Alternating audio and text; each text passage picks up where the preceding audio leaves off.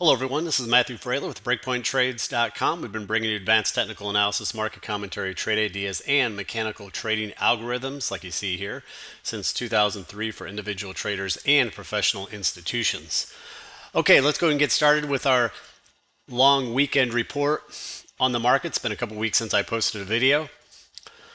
So this is our back end recording system. I'm going to go ahead and start the recorder here.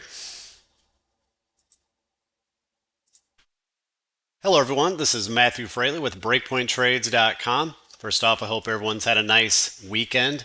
This is the comprehensive weekend newsletter for Sunday, February 26th, 2023. This newsletter is divided into 7 major sections. We're going to do a brief overview of the market here, but the first thing we'll be discussing is our mechanical systems, the SPY and ES reversion to mean systems, which took trades last week while I was gone, and I'll give you a brief update on some of the KISS systems. Then we'll move on to the detailed analysis on the general market indexes, various sectors, custom indicators, commodities, precious metals, US dollar, bonds, interest rates, and etc. Again, hope everyone had a nice weekend. As you know, I was out of town last week traveling on both personal and business. Very busy. So, an unusual fashion, whenever Steve and I travel, the market tends to sell off sharply. Just one of those things we've noticed, and that was the case last week. The market had a very negative week while I was gone. So for the week, the S&P lost about 2.7%. The Dow lost 3%, NASDAQ lost 3.3%, small caps lost roughly 3%. We follow roughly 21 sectors. Every one of them were down between 2 to 4%, save for XLE Energy, which gained a paltry 0.2%. The US dollar, one thing to keep an eye on that, it gained 1.4%. That's a big move. That helped cause weakness in the markets, commodities, precious metals, and of course, emerging markets and Chinese stocks, which led the market rally from the October low, have been leading the decline recently. 10-year Treasury yield continues to rally, and that'll be a concern if that continues to go higher. I do think long term it will make new highs based on the bigger picture charts. Long term, as you know, we called for a bear market over a year ago, back in December 2021, well ahead of the curve. We then confirmed it in January 2022. Our opinion has never wavered, and we think overall we're still in a longer term bear market. Again, it became obvious that the market had put in a decent trade low back in October because of the various breadth indicators, stuff like that. Okay. Now, is this counter trend rally over? Or is this just a pullback higher or low? We'll see. Short term, the market put in highs in early February at 41.95 on the S&P cash. It has followed typical seasonality weakness for February. Markets are generally weak in February, September, stuff like that, so it's followed seasonality. Okay. Last week, the Dow broke down from its coil pattern that we've been showing for weeks. The S&P in the short term is testing the year-plus long downtrend line that was broken in January, also testing the 200-day moving average with a doji candlestick on Friday. Again, this is major potential support, but the onus is on the bulls to intercept the football from the bears and attempt to rally. So a football analogy there for you. It's possible that the S&P completed a wave C high in early February, and that was it for the bear market rally. It's also possible that for the bulls to attempt one more rally here and get up to those higher levels we've been talking about, such as the 4,300 area. Okay, so that's what I'm seeing in the charts. Here's a chart of that seasonality weakness from Stock Traders Almanac. Again, typical February is one of the weakest months of the year seasonality wise, and that obviously played out this time around. All right, let's go ahead and move on, and we'll go back to the market, but we're going to talk about our systems first. So the first image below, item number 2, this table shows you the current open SPY and ES reversion to mean system trades. So for SPY, we have 2 subsystems open. We have the QEBTS in first and second entries and the S-trap in first and second entries. You can see here they are open. Okay. Last week, the bear long took a trade and it closed, and I'll talk about that below. But on ES, we have two subsystems as well that are in trades, the S traps in a first and second entry, and we have the bear long in a first entry. Okay. We also had a recent short, a system short that closed out that actually ended up playing out very well, and I'll discuss that too. Now, as far as the trend following systems, actually, I see a typo here. This should be trend following or trend following. Up here is the reversion to mean. The trend following S&P that hit its smart trailing stop last week. The triple Qs hit it by a point or so. Whether you hear that, it's close enough. You could also still be in that, but I'll discuss that as well.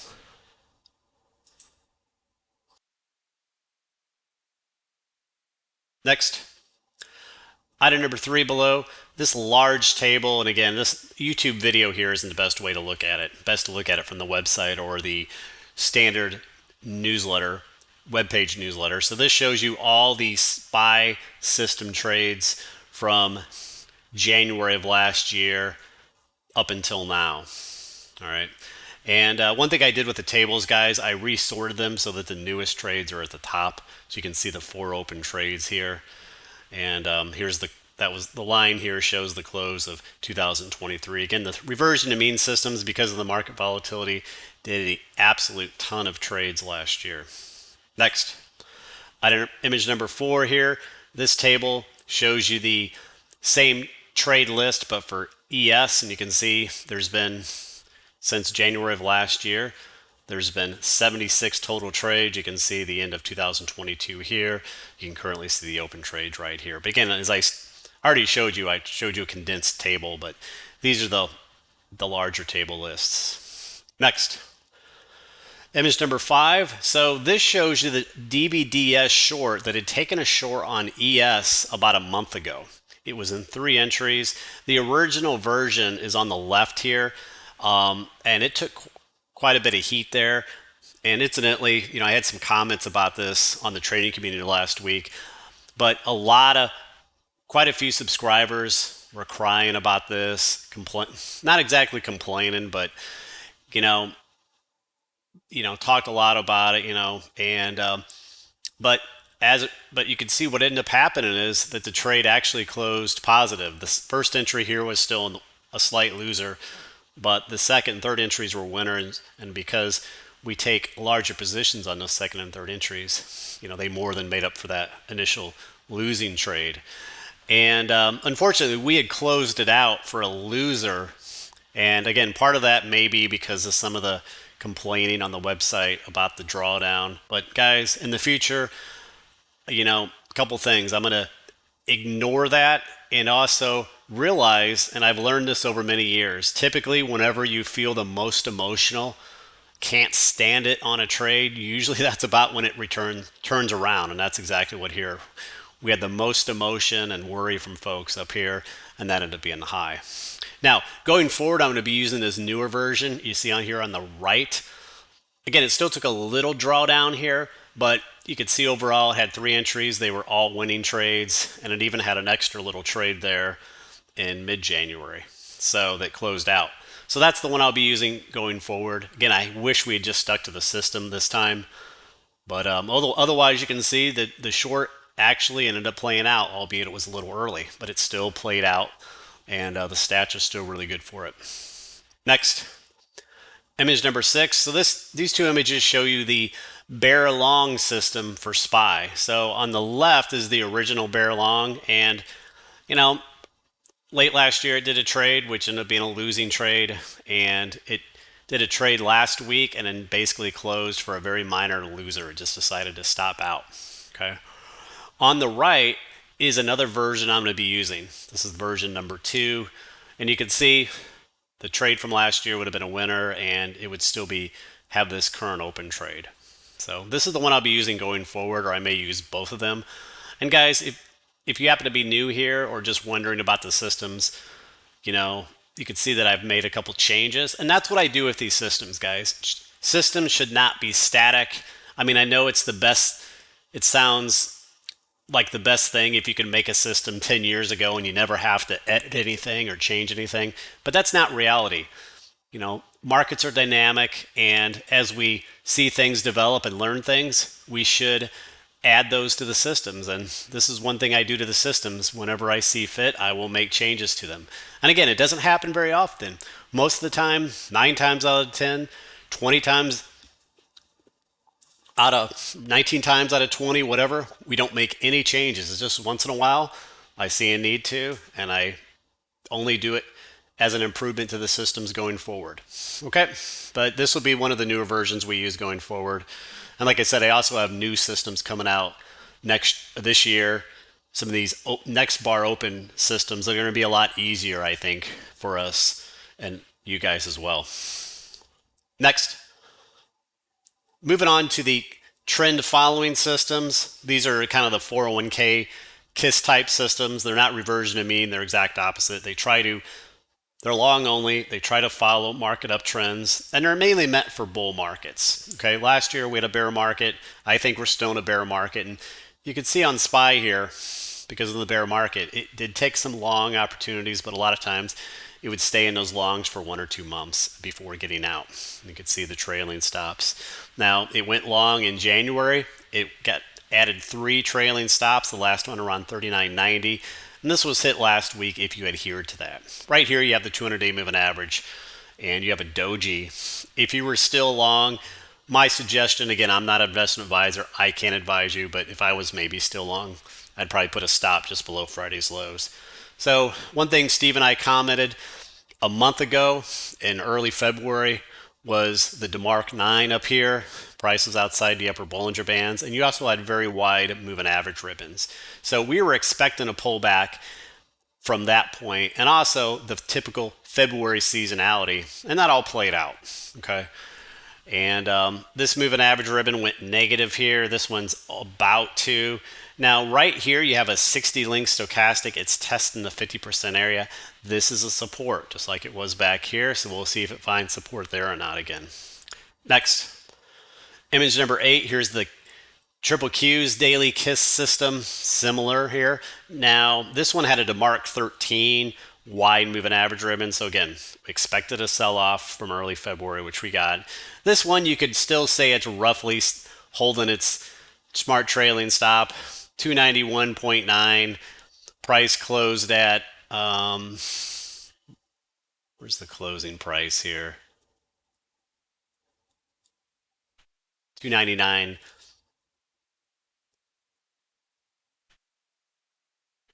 291.85. So it closed 5 cents within that smart trailing stop. So like I said, I like to give a little wiggle room around these trailing stops. This is one I could see still being long, but with a stop. Next, let's move back to the general market analysis, get away from the systems a bit. So item number 9 here shows the index sector table on the general market last week. So the indexes are at the top, Dow, S&P, NASDAQ, Russell. You can see solid losses here across the board, roughly 3% or so losses. As far as the major market sectors, we have 21 or 22 of them. Every one of them was down for the week, anywhere from 2 to 4 to 5%, except for the XLE Energy, which closed up small 0.2%. US dollar had a big week, 1.4%. That's a big move. That, of course, helped exacerbate the sell-off in the market. Cryptocurrencies were down strongly. Most commodities were down. One thing that rallied finally was natural gas. Remember that it's been so deeply oversold. It was due for a rally. We got it. Precious metal obviously getting hammered as well. Gold miners, the stock's down 5%. So it's been a really good sell-off in that market. We'll see if we can start finding some support soon. And as far as bonds, TLT, down 1.4% for the week. 10-year Treasury yield up over 3%. We got to keep an eye on that. Next, item number 10 shows you the economic news release for this week. As you know, inflation data came in hotter than expected last week. As Steve and I said, really the market rally was built on the hope that the Fed could slow down their rate hikes or end it soon, but really built on false pretenses. And that's really one of the reasons the market sold off recently. But this coming week here, Chicago PMI, it's a big one, ISM. And I guess being the new month, I think the jobs data is set for next week. We're through most of the earnings at this point. We still have some stragglers. Next. All right, moving to the general market. So before we get into the shorter term charts, or we like to go over the bigger picture charts, but here's basically what happened in a nutshell. So here's a daily S&P chart. You can see the downtrend line, year plus long downtrend line. It was finally broken in January, rallied up to this resistance area here, and again, basically weakness all throughout February. And we have a doji candlestick on Friday. We have the 200-day moving average there. So, we'll see if the bulls can. This is a potential big support. We'll see if the bulls can gain the football here or not. The one thing to note is symmetry. The largest pullback in the uptrend from the October lows was roughly 340 points. So we're still a long ways from that. But we'll see if we can find some support this week. One thing, guys, that's been very useful is this RSI trend lines. When you can do so, draw well-defined trend lines in the RSI, you could see the very reliable sell signals this has generated the last several times in August and also December, and then quite recently, trend line break and backtest, absolute textbook. So draw trend lines on the indicators when you can. Okay. Next. Chart number 12, here's another daily view of the S&P, shows you the same thing. Here I have the downtrend line adjusted a little bit, not going through this one candlestick, and you can see here it comes in around the 200-day moving average. Again, this is an important area, and like I said, under the bearish view, we could have completed an ABC up here at 41.95, and we're going to go to new lows. It's still possible we could recover and make a wave C high at higher prices, 4,300-ish area. And another point to note, this 60 stochastic here, just like I covered on the KISS system, this 50% area is a support. The onus is on the bulls this week, guys. Next. Chart number 13, here's the S&P 500 along with the NIMO McClellan oscillator plotted as a histogram.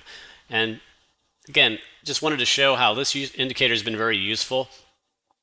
So typically, if you look in the past, whenever it has a divergence and then when it goes negative, typically marks these tops, just like back here in April. Again, it didn't catch the top, but it caught a nice downtrend. Back here in June of last year when it went negative, caught a downtrend. In August when it went negative, caught a good downtrend. And you can see then when it has positive divergences, it tends to catch lows. And then recently here in early February, it went negative, and I posted that. And I said that was a negative for the market, and lo and behold, this has played out. Now, on a positive note here, we do have some positive divergence on the histogram here, just like we did back here. So we'll see if that can help the bulls capture the football or not. Next, let's go ahead and move on back to the bigger picture chart. So chart number 14, here's a yearly chart. So each candlestick is 1 year of all the indexes. Again, last year, indexes got their asses handed to them. Right now, at this very moment, as of Friday's close, February 24th, the Dow is down 1% for the year. So it's underperforming this year. Remember, it outperformed last year.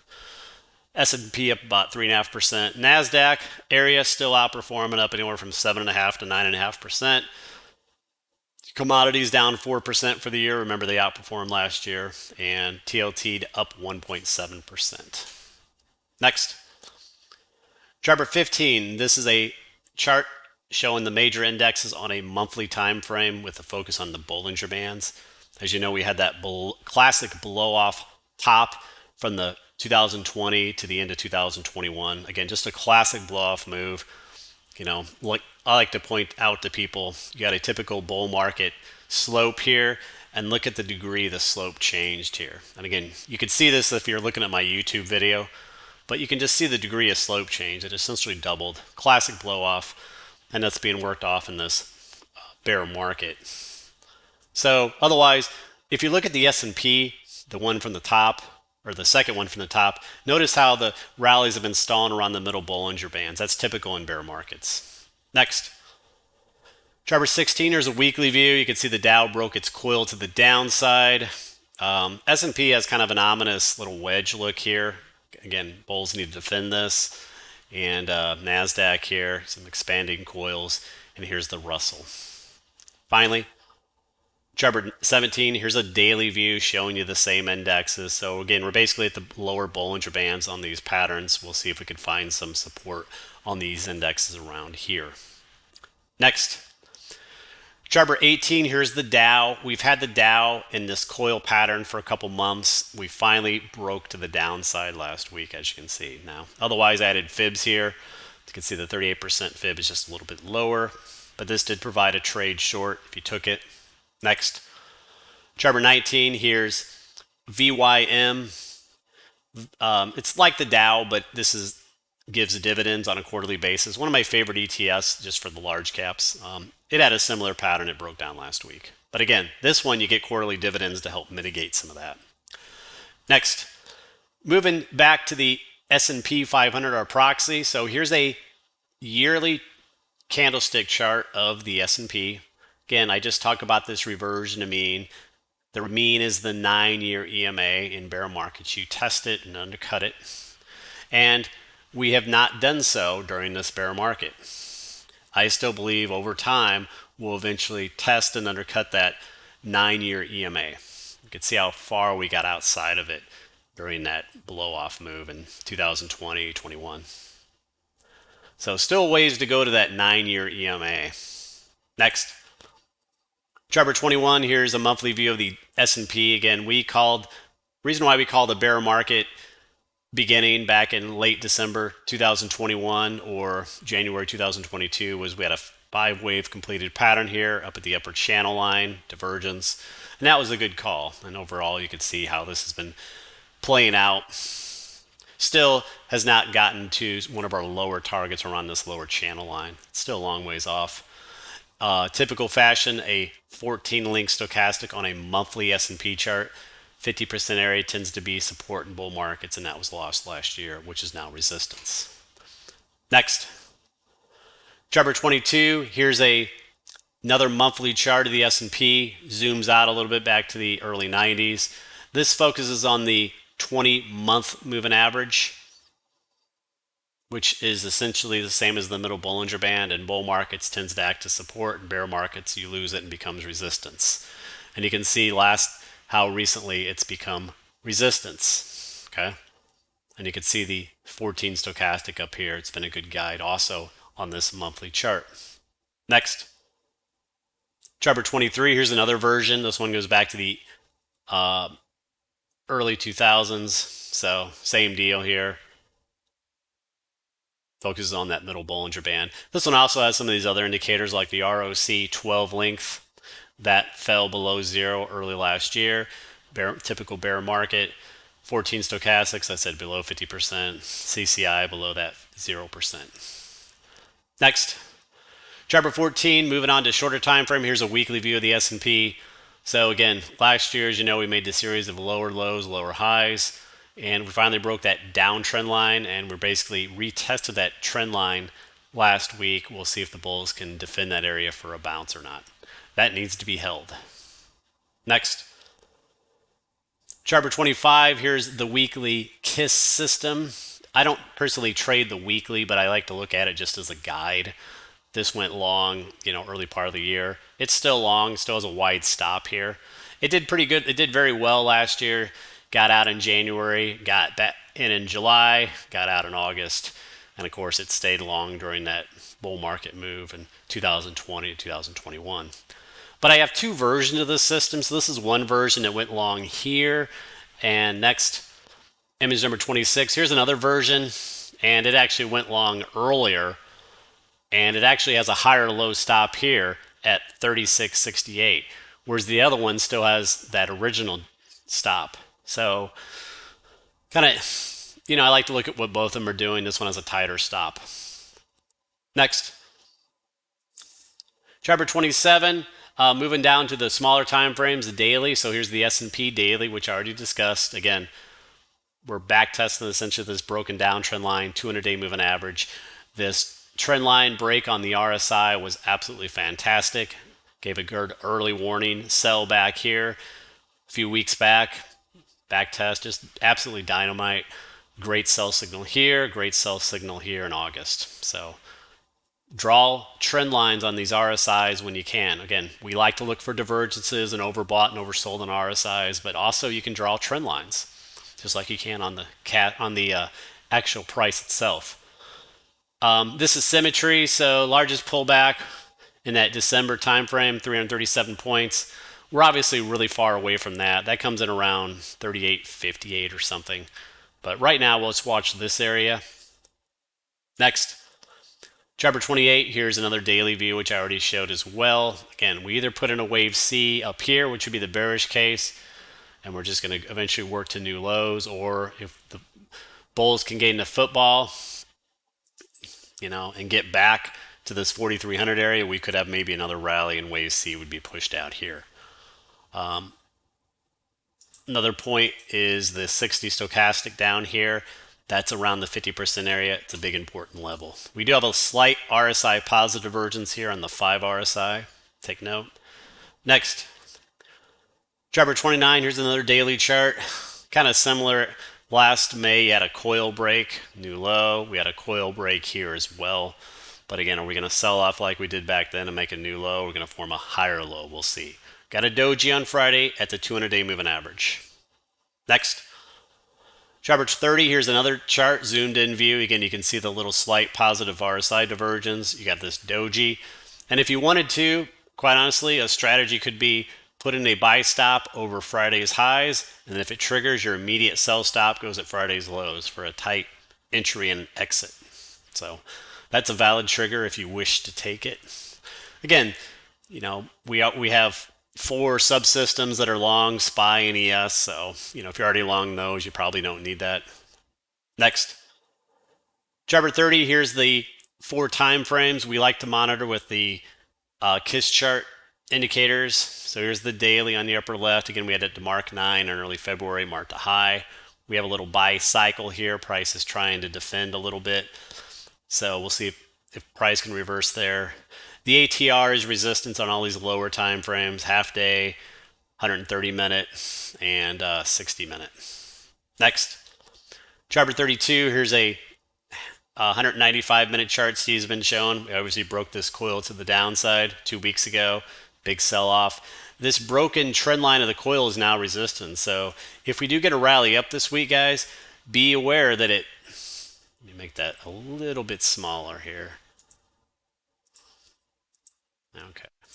So I'm drawing a trend line. Be aware that it could also stall at this trend line and then sell off. So, if a rally is to hold here, it's got to regain this broken wedge trend line. Okay. Next, chart 33, here's a 2-hour view. It's come down to this demand zone, potential support area. For now, holding. We got a little divergence on the RSI. Next, chart 34, here's a 60-minute view with some fibs. You can see the divergence. And we came down right around that 61.8 fib. Next, chart 30, here's a 30-minute chart. Basically got a clean channel here. Again, really, another confirmation, price needs to get out of this channel. Price could simply just sell down from the channel. So it needs to get out of it. The bulls need to break it through the 10-yard line here. Next, chart 36, here's a 15-minute chart. Steve talked about this last week, that if it made another low, this was extended, and this is possible. If we wanted to extend lower this week still, could be another 5th wave. Next, chart 37, here's a 10-minute view. You can see this played out expanding coil Steve showed last week. Next, moving on to the triple Qs, chart 38, weekly view. Again, got up to that 38% fib. Did not break symmetry. You can see the symmetry here and pulling back. Now we'll see if we can form a higher low or not. Next, chart 39, here's the triple Qs daily. We pulled back into this, again, near the 200-day moving averages like on the S&P. We stalled up here at resistance in early February. Next, chart 40, here's another daily view of the S&P, of the triple Qs. So one thing I pointed out a month ago was this ADX indicator. We don't show it on many of our charts. Again, you can get so many damn indicators. You got to keep it down. But I do like the ADX indicator. And notice you had pretty nice strong action here. But one thing is, just like on that RSI, you can draw an uptrend line on the plus DI here. And this gave a great sell signal back here in early February, just like it did back there in August. Next. Chart number 41, here's the 4 time frames with the KISS indicators. So again, the daily up here, upper left, we had the DeMark 13, nice sell-off. ATR is resistance now on these smaller time frames. And on the 60-minute, the bull's hope here is you got a little buy cycle where price has been, trying to bounce from on Friday. Next, chart number 42, Triple Q's 2-hour chart. I added fibs here. So you can see the price so far still above that 50% fib area. Next, chart number 43, here's IWM, small caps, weekly view. We essentially had a double top where price stalled at resistance. This is your long-term support, which we held last year. So pulled back from this resistance. All right, guys, that does it on the indexes. We'll see what happens this week. Let's move on. Let's move on and look at some of our custom indicators. So chart number 44, here's the VIX. So the VIX, the previous week, got outside its upper Bollinger Bands, came back inside, though at this moment you haven't had much of a bounce. And this is a potential support zone to note. Whenever the VIX gets outside its Bollinger Bands and closes back inside, that can give some reliable signals. Next, chart number 45. Here's the VIX along with the VVIX with Bollinger Bands. And lately the VVIX has been weaker, so the volatility has come down on the VIX. Remember, the VVIX is a measure of volatility of the VIX, not of the S&P. Okay. Next, chart number 46, here's the S&P with the NIMO histogram, which I already discussed in depth above. Gave a great signal back here in early February when the histogram went negative. You also had a negative divergence, giving you a warning. But when it went negative, that was confirmation right here.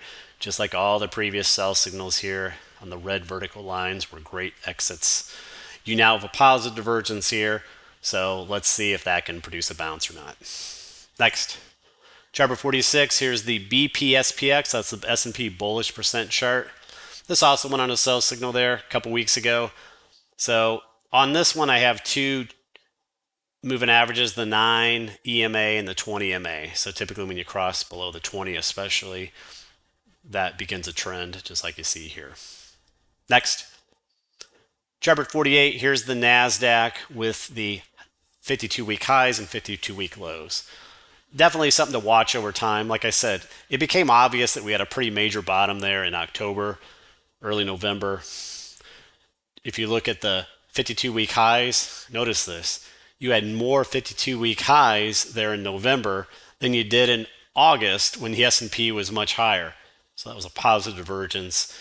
And you also had in December pullback low. Notice you had less 52-week lows than you did in the October lows. So anyway, you had a nice divergence back there. Here in recent times, the 52-week highs got outside their Bollinger Bands, which happened to be the high of the market in early February. Next, chart number 49. Here's another chart. This is a slight positive for the market. The S&P at the top versus high yield corporate. And it's when you see divergences between the two can mark inflections. So back in December, you had essentially a positive divergence on the high yield corporate. It was outperforming the S&P, and then the S&P ended that big rally. So it gave you a free early warning on that rally. And currently, short term, high yield corporate is outperforming. You got a little higher low versus lower low in the S&P. So is that a sign that the S&P will find support here and rally? We'll see. Next, chart number 50. Here's high yield corporate itself. Again, it has a lot of work to do, but it did exhibit a little divergence last week versus the S&P. Next, chart number 51, here's TLT 20-year bonds. Again, really nice sell-off in February. This is symmetry, the dotted lines. We haven't broken symmetry yet, but gotten close. Next, chart number 52, here's a 2-hour view. As Steve noted last week, The rallies in February have been symmetrical. That last rally stalled exactly at that previous rally. So stalled at symmetry. Next, chart 53, here's the 10-year treasury yield. And this is something that we got to keep an eye on, guys. So I've been talking about this pullback being an ABC-like pullback, and that's exactly what it's been. And notice, basically back to support, which was previous resistance back here, 2018. So typical fashion, pull back to support, rally off of it. If this goes to new highs, that would spook the market, in my opinion. Next, chart 54, here's a longer term view, monthly chart going back to the early 80s. Again, 10-year treasury yield broke its 35-year downtrend line early last year. And again, basically what that tells you is the interest rates are no longer in a secular bear market. They were in a secular bear market for essentially 40 years. That's not the case anymore. In fact, you have sort of a bull flag look now. This would be your next longer term resistance right up here in the 5s. Next, chart 55, here's a yield curve. This is the typical one. This is the 10-year divided by the 3-month. The typical yield curve is the 10-year divided by the 2-year. So, but if you look here, the past, whenever you get the inverted yield curve, tends to occur around bear markets, or where the S&P may go sideways or in a bear market for a year or more. You can see such as 89 and 91, the 2000 tech area, the 2008 time frame, and recently. Now the difference this time though is the market sold off well before the yield curve went negative. So kind of a difference there.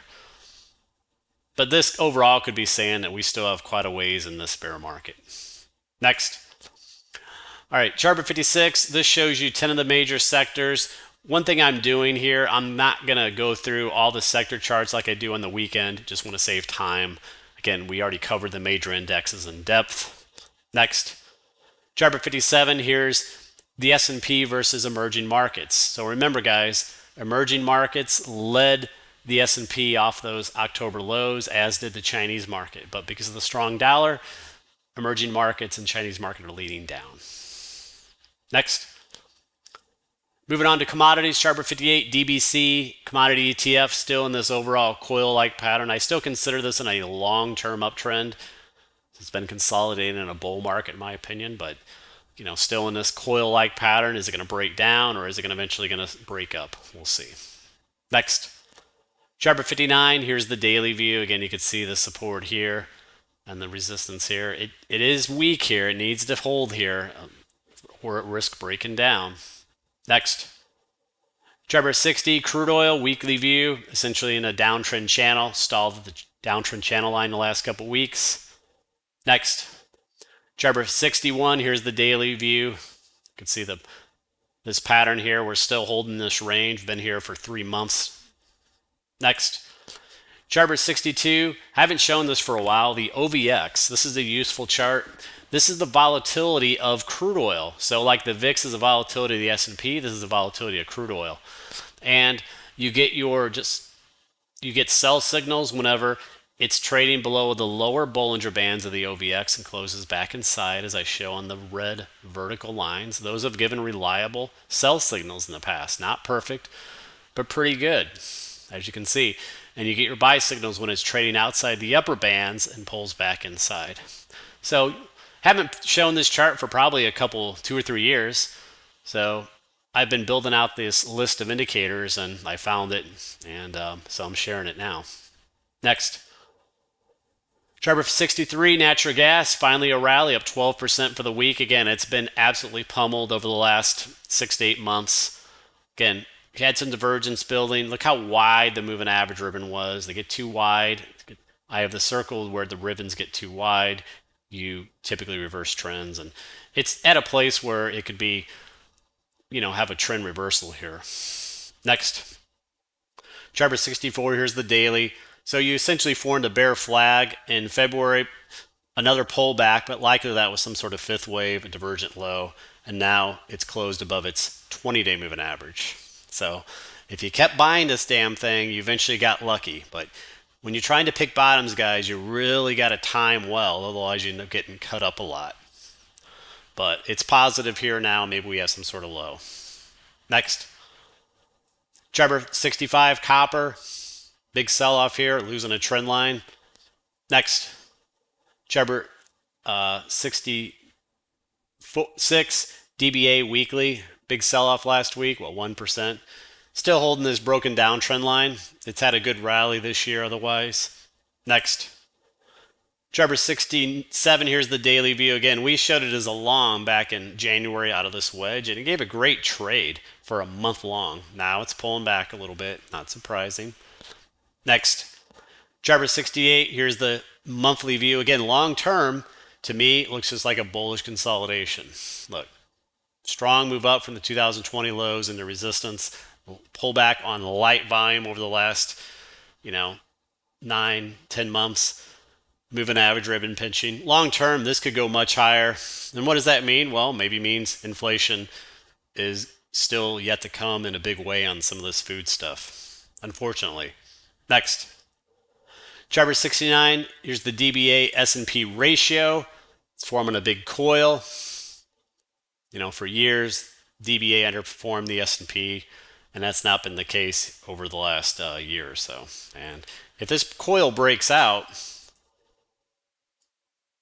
that could spark a monster rally in this and be quite devastating for the S&P. Next, Trevor 70, here's coffee, weekly view. Again, perfect rally off that support. Textbook, resistance became support. Next, Trevor 71, here's the daily view of the ETF, tradable ETF. On here, you broke symmetry way back there in January. That ended up being a great buy signal. Up to the 200-day moving average. Next, Trevor 72, here's Bitcoin. Pulled back from resistance here. Now we'll see what it does this week, if it can reattempt a rally. Next, moving into the US dollar, chart for 73, UUP, dollar ETF, up 1.4% for the week. It's retraced 38% of the sell-off. Note the moving average ribbon, it's pinching on the underside. Is that going to stall the rally, or is it going to continue higher and go back bullish? Next, Trevor 74, here's the daily view. Short term, we were showing the dollar as a falling wedge and coming into February, and that obviously played out. And again, this has had negative implications for some of the commodities, but especially precious metals. And let's move to those. Trevor 75, gold, weekly view, down 1.8%. So far, a good sell-off from that high. Again, now is it going to? Can it form a higher low someday, somewhere around this 200-day moving average? On a weekly chart, 200-day moving average is roughly the 42-week moving average, in case you don't know. And we'll see. It's going to depend, I think, on that dollar a bit. Next, Trevor 76. Here's a daily view of gold. Again, good sell-off this so far in February. Here's the fibs. We're kind of in between the 38 to 50% fib area. 200-day moving average is below. Next, Trevor 77, silver, weekly view, down 3.6%. It's been underperforming. It moves stronger than gold. It's more volatile. Next, Trevor 78, here's the daily view. So back in January, we were showing this rounded top, umbrella top, and that has played out beautifully. Hope you guys played that as a short. Next, Trevor 79, ZSL, that's the ultra short inverse ETF for silver. We showed it as a bottoming long trade in January, and this has played out beautiful. Congrats if you're still in it. Trail your stops up around the 9 EMA. Next, Trevor 80 GDX weekly view. Hell of a sell-off. Gold stocks have been underperforming the metal, so that's a negative. And you can see stalled perfectly at that 61.8 fib over a month ago, which I talked about. That's the master fib, guys, the 61.8 fib. Next, Trevor 81, here's a daily view. Again, you had plenty of time to exit this. And now on the GDX, it gets much weaker than gold. You can see it's nearing its 61.8 fib. If it's going to form a higher low, I want to see it finding support around here. It needs to do so. The onus is on the gold bugs here. We are getting quite oversold. Look at the RSI readings. Next, Trevor 82, GDX, another daily chart. Again, one thing I pointed out, we broke symmetry back during early February, so that was another confirmation. That was the largest pullback was in black, and we exceeded that in early February. You're using your trailing stop method, should have been out of GDX way back there as well. Again, we're quite oversold here. Is this a wave A down or something more bearish? And do we get a wave B bounce? Next, chart 83. Here's a 60-minute chart of GDX. I mean, just look at this. Just momentum down. Hardly any bounces, very weak bounces. So, pretty ugly. Next, chart 84. Here's a GDX GLD ratio. This also gave a great guide. Again, it's best to own this stuff when the stocks are outperforming. You could see that started occurring back in November when the ratio curled up, moving average ribbon, and the ratio itself, all that started changing there coming into February. Next, chart 85, dust. That's the inverse double ETF or GDX, and that has obviously played out for a nice trade. All right, guys, that'll do it. Let's see what happens to the market this week. And let me do a quick check on futures here.